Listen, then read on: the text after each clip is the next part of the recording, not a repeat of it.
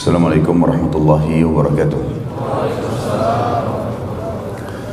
Alhamdulillah, selalu kita memuji Tuhan kita yang maha kuat, maha perkasa, maha adil, yang telah menciptakan semua yang di langit, semua yang di bumi, dan semua yang di kedalaman lautan, terjangkau dan terlihat oleh mata manusia atau tidak. Karena kata kuncinya, La ilaha illallah, La ma'buda bihaqqin illallah. Tidak ada Tuhan yang paling berhak disembah di langit dan di bumi kecuali Allah. Zat yang maha kuat dan maha perkasa ini telah menggantungkan segala kebutuhan kita untuk roda kehidupan di muka bumi, dari makanan, minuman, pakaian, dan apa saja, dengan memuji namanya Alhamdulillah. Makanya sangat wajar kalau kita selalu mengucapkan kalimat yang mulia ini. Selanjutnya kita panjatkan salam hormat kita kepada manusia terbaik, manusia yang telah disempurnakan jalur nasabnya, ilmunya, fisiknya oleh Sang Pencipta Allah, dan juga ditutup dengan diutusnya beliau seluruh risalah nabi-nabi dan rasul. Dan juga Sang Pencipta Allah bersama dengan malaikatnya mengucapkan salam hormat bersama dengan malaikat tentunya kepada manusia terbaik ini. Maka sangat wajar sebagai orang yang beriman mengejar sebuah nilai ibadah yang telah ditetapkan oleh Sang Pencipta dengan mengucapkan salawat dan taslim kepada Nabi besar Muhammad sallallahu wa ala alihi wa sahbihi wasallam. Pertama-tama tentunya, karena ini pertemuan perdana kita di dalam materi As-Sirah Nabawiyah, dan ini sesuai dengan permintaan teman-teman dari DKA Masjid, terutama saudara dan sahabat dekat saya Ustadz Mukhlis, jazakallah khair, yang meminta untuk kajian sirah yang rutin di Balikpapan sebulan sekali. Dan semoga Allah subhanahu wa ta'ala tentunya mengikhlaskan niat kita dan menjadikan ini sebagai tambahan amal kita. Yang kedua, saya memberikan dukungan secara pribadi kepada semua ikhwat dan akhwat yang hadir, karena memang majelis ilmu adalah landasan agama kita. Jangan pernah lewatkan satu hari ikhwat dan akhwat sekalian tanpa ada ilmu. Ilmu ini yang saya maksud adalah ilmu agama. Dia akan mendatangkan keimanan, dan kalau keimanan sudah tertanam dalam hati seorang mukmin, maka dipastikan segala sesuatunya berubah dari buruk menjadi baik, dari pelit menjadi dermawan, dari penakut menjadi pemberani, dari bodoh menjadi pintar, berubah semuanya. Dan kalau keimanan sudah ada, maka seluruh perintah Sang Pencipta Allah yang maha kuat dan maha perkasa akan dikerjakan, dan semua larangannya pasti akan dijauhi. Tentu balasan maksimal adalah kita akan masuk ke dalam surga yang kekal dengan izin Sang Pencipta Allah tentunya.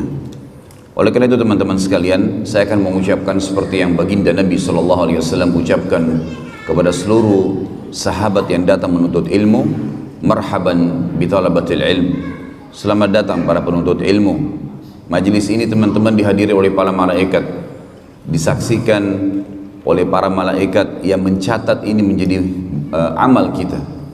Di dalam sebuah riwayat yang sahih disebutkan, siapa yang keluar dari rumahnya, baik dia akan mengajar atau akan belajar ilmu, maka dicatatkan baginya pahala haji lengkap sampai dia pulang.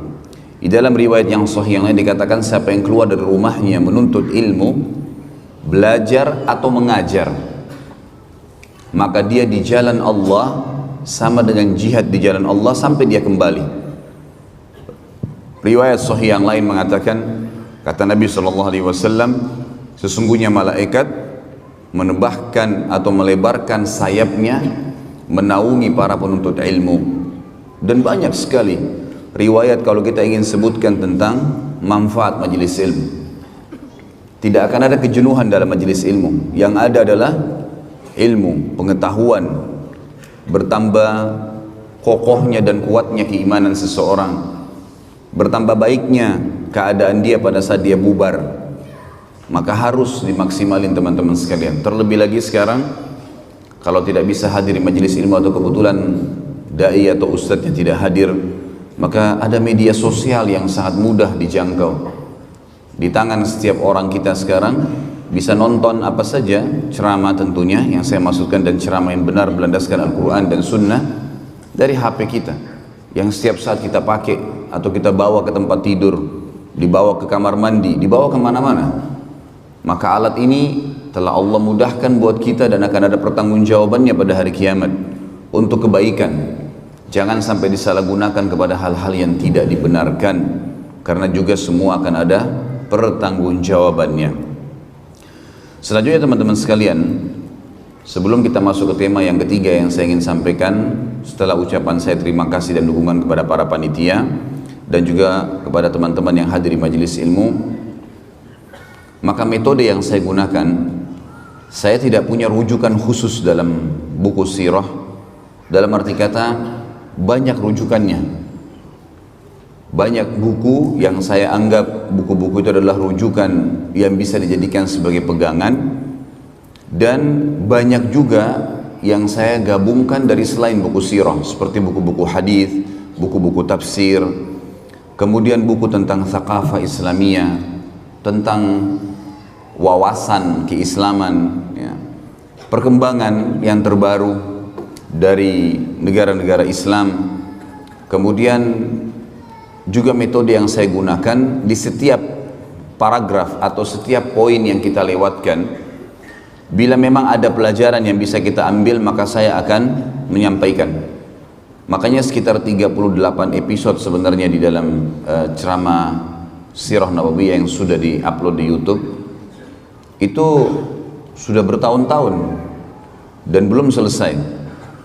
Sampai sekarang kita baru menyelesaikan Sulhu Hudaybiyah, dan masih ada setelahnya perang Khaybar, masih ada setelahnya Fathi Makkah, ada perang Hunain, dan sampai meninggalnya baginda Nabi SAW. Itu mungkin masih beberapa episode, kemungkinan besar 50-60 episode baru bisa selesai di setiap pertemuan, minimal 2 jam dalam penyampaian. Maka ini metode yang saya gunakan. Jadi teman-teman sekalian, jangan heran pada saat di satu pertemuan tidak selamanya harus langsung selesai clear. Karena kalau kita mau ringkas menyampaikan tentang lahirnya Nabi SAW sampai meninggalnya, bisa selesai dalam satu kali pertemuan pun, tapi hanya garis besar. Cuman salah kalau orang menggunakan metode seperti ini dalam sirah. Kenapa? Karena sirah itu artinya sejarah hidup. Sirah itu artinya perjalanan. Bisa berarti sirah itu adalah perjalanan hidup, bisa berarti perjalanan malam hari kalau diubah menjadi Isra. Sebagaimana kita tahu kasus Isra atau kejadian Isra dan Mi'raj. Isra adalah berjalan di malam hari.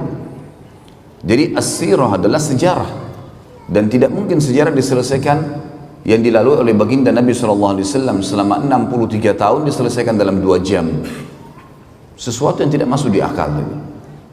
Mestinya 63 tahun ya 63 tahun juga kita selesaikan, karena per hari selalu ada kejadian, pengalaman-pengalaman hidup, dan semua kehidupan baginda Nabi SAW pelajaran dan pengalaman, karena beliau utusan Allah. Maka teman-teman sekalian, mempelajari sirah hal yang luar biasa memang. Kalau saya pribadi menganggap ini adalah sebuah pondasi dasar dalam menuntut ilmu.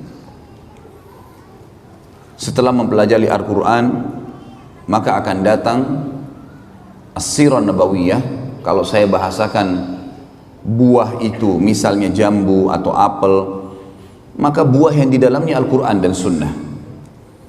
Kulitnya adalah As-Sirah, artinya melengket satu sama yang lain, sulit untuk dipisahkan gitu. Kita akan mulai teman-teman sekalian dalam pelajaran kita As-Sirah Nabawiyah ini dengan menyebutkan manfaat mempelajari sirah. Yang pertama, ma'rifatun Nabi sallallahu alaihi wasallam. Dengan belajar sirah, kita akan tahu tentang pribadi Nabi sallallahu alaihi wasallam. Bukan hanya sekedar selama ini kita baca buku kemudian kita mengetahui, oh Rasulullah sallallahu alaihi wasallam bersabda begini, hukumnya ini begini. Bukan cuma sekedar itu. Tapi kita akan lihat nanti bagaimana dari beliau masih bayi, anak-anak, kemudian remaja, kemudian masuk ke masa pernikahan. Ini semua fase sebelum kenabian. Belum jadi nabi. Kemudian sampai akhirnya ada keturunan, anaknya meninggal. suka duka dalam perdagangan, menghadapi masyarakat, safar, ya. Kemudian baru kita masuk ke masalah penobatan kenabian dan prosesi setelah itu dalam 23 tahun sisa umur beliau. Setelah umur 40 tahun dinobatkan jadi nabi, 13 tahun fase Mekah semuanya dengan cobaan, sedikitnya orang yang beriman, gitu kan. Yang beriman dengan 13 tahun berdakwah di Mekah itu hanya 153 orang dari sekian ribu orang. 13 tahun berdakwah. Bagaimana suka dukanya sehingga para dai bisa mengambil pelajaran. Kita juga bisa mengambil pelajaran. Ternyata Nabi SAW manusia biasa. Beliau makan, beliau minum, beliau tidur, beliau senang, beliau sedih, beliau menghadapi suka duka kehidupan. Dan itu semua manfaatnya adalah agar kita menjadikan beliau sebagai suri tauladan. Tinggal mudah, ciplak hidupnya baginda Nabi SAW akan selamat. Semuanya, cara makannya, tidurnya, berpakaian, bergaul, berumah tangga, berekonomi, berpolitik, segala macam hal kita akan bahas panjang lebar dalam masalah As-Sirah Nabawiyah ini. Kemudian juga fase 10 tahun di Madinah, akhir hidup beliau sallallahu alaihi wasallam, di mana fase itu penyempurnaan kehidupan. Penyempurnaan kehidupan. Sebagaimana sering saya bahasakan kepada teman-teman kita di zaman sekarang, banyak di antara ikhwah dan akhwat semangat sekali ingin supaya ada negara yang berbasis Islam. Tapi mereka mengkhayal di satu sisi, kalau akan ada seorang presiden doktor dari Madinah misalnya, atau seorang yang hafal Quran, atau mungkin ulama, semua menterinya ulama, maka tidak akan ada pelanggaran agama di negara kita. Ini keliru sekali. Tahu kenapa keliru teman-teman sekalian? Karena ada orang yang merupakan pimpinan kita dan utusan Allah telah dijadikan pelajaran oleh Sang Pencipta 10 tahun kehidupan beliau di Madinah. Kehidupan Madinah ada 4 golongan manusia yang hidup di zaman Nabi SAW. Yang pertama adalah orang-orang kafir. Kita tahu di Madinah ada 3 suku Yahudi, Qainuqa, Nadhir, dan Quraidah. Qainuqa, Nadhir, dan Quraidah. 3 suku ini yang sekarang banyak, di antaranya yang banyak menyebar di seluruh dunia termasuk di Israel ini. 3 suku ini Nabi SAW berinteraksi dengan mereka. Ada transaksi jual beli, ada juga transaksi utang piutang Nabi SAW dengan beberapa pendeta. Ada dakwah Nabi SAW mengajak mereka masuk Islam. Setelah masuk Islamnya salah satu dari mereka namanya Abdullah bin Salam. Nanti akan kita jelaskan semua itu. Kemudian kisah bagaimana pada saat kiprah beberapa orang Yahudi yang masuk Islam akhirnya terbunuh mati syahid di perang Uhud, yang banyak orang tidak mengetahui, gitu kan. Kemudian juga bagaimana Nabi SAW akhirnya mengusir mereka dari Madinah karena pengkhianatan mereka. Maksudnya apa? Walaupun pemerintah kita semuanya ulama, dari presiden, wakil presiden, menteri, segala macam, tetap ada interaksi dengan orang kafir teman-teman sekalian. Ada orang kafir yang dikenal dengan kafir zimmi dan ada yang kafir harbi. Nanti akan saya jelaskan itu di poin setelahnya nanti, di poin mempelajari sirah dan bagaimana Nabi SAW bermuamalah dengan mereka. Intinya ada orang kafir di Madinah dan Nabi SAW interaksi sama mereka. Jangan lupa kisah anak muda Yahudi yang sakit keras, lalu Nabi SAW menjenguknya untuk mengucapkan syahadat dan anak itu syahadat. Artinya sampai boleh menziarahi, mendatangi rumah seorang kafir untuk mengajak mereka masuk Islam. Ada interaksi. Yang kedua, ada kaum munafikin. Ada orang-orang munafik di Madinah. Dan pimpinannya siapa namanya? Abdullah bin Abi Salul. Abdullah namanya. Namanya bagus nggak? Hah? Mana suaranya orang Balikpapan nih? Abdullah. Tapi pimpinan orang munafik, dipastikan kekal di api neraka, meninggal dalam kemunafikannya. Jangan heran di zaman kita sekarang ada orang namanya Muhammad, namanya Ahmad, namanya Yusuf, tampil di televisi, tampil di media membenci Islam. Kenapa harus heran? Di zaman Nabi SAW ada orang munafik nggak? Namanya siapa? Abdullah. Ambil pelajaran, ini dari sirah diambil nih. Pelajaran pengalaman hidup. Artinya walaupun pimpinan kita semuanya ulama, akan ada orang munafik di tengah-tengah mereka karena kita tidak lebih baik dari Nabi SAW. Ini penting sekali. Karena orang banyak mengkhayal seakan-akan tidak, kalau sudah berdiri negara Islam tidak akan ada masalah. Sampai sekarang mereka menyorotin Saudi. Katanya Saudi terapkan hukum Islam. Kok masih ada orang begini? Kok masih ada begini? Loh, jangankan kerajaan Saudi. Nabi SAW saja di zaman beliau ada. Yang ketiga, adanya ahli maksiat. Ada nggak di zaman Nabi SAW orang zina dirajam? Ada nggak pencuri dipotong tangannya? Ada, nanti kita pelajari semua. Ada di antara mereka yang melanggar hukum Allah. Ada yang berdusta dicambuk 80 dera, kisah ifk, tuduhan terhadap Aisyah dan Safwan radhiyallahu anhum ajma'in tentang mereka berzina pada saat pulang dari perang Bani Mustaliq, dan nanti akan kita jelaskan masalah itu insyaallah. Kemudian ada sahabat-sahabat yang berzina dirajam, dicambuk, ada yang mencuri. Seperti kasus Fatimah, salah satu dari suku terkenal Makhzumi yang terkenal di Mekah. Orang ini terkenal sekali dengan kedudukannya dan rupanya kebiasaan mencuri. Tradisinya dia masuk Islam, dan tradisi orang-orang Arab Quraisy kalau ada seseorang mencuri tidak dipotong tangannya kalau dia kedudukannya tinggi, punya jabatan. Dan subhanallah ini kayak turun-temurun di kalangan ahli maksiat nih. Kalau punya jabatan nggak dihukum, gitu kan. Lalu para sahabat karena baru masuk Islam, mereka berkata, ya Rasulullah, mereka cari dulu siapa ini kira-kira di antara sahabat yang bisa ngelobi Nabi ini supaya orang ini nggak dihukum. Musyawarah satu sama yang lain, ketemu dengan Usama bin Zaid radhiyallahu anhu ajma'in. Dia dengan ayahnya dikenal dengan Hibbin Nabi SAW, kekasih Nabi SAW. Zaid bin Harithah dulu adalah mantan budak Nabi yang dibebasin, Usama anaknya. Usama bin Zaid ini yang dijadikan oleh Nabi SAW panglima perang di umur 17 tahun karena keperkasaan jiwanya, imannya. Lalu Usama disuruh masuk melobi Nabi SAW. Ya Rasulullah, ada seseorang yang terkenal dari Mekah, wanita, punya jabatan, kena hukum mencuri. Kira-kira boleh nggak dipotong tangannya? Apa yang terjadi? Nabi SAW tidak jawab, naik ke atas mimbar, suruh kumpulin semua sahabat. Begitu ngumpul, kata Nabi SAW, telah sampai setelah tahmid dan salawat untuk diri beliau SAW, beliau mengatakan, telah sampai kepada saya, ada seseorang di antara kalian karena punya jabatan yang tinggi atau punya kedudukan di sukunya, mencuri, nggak mau diterapin hukum Allah. Ketahuilah, demi jiwa Muhammad yang dalam genggamannya, maksudnya demi Allah, kalau seandainya Fatimah binti Muhammad, jangankan Fatimah yang itu, Fatimah anak saya, anaknya Nabi, anaknya Raja Muslimin pada saat itu, mencuri, saya akan potong tangannya.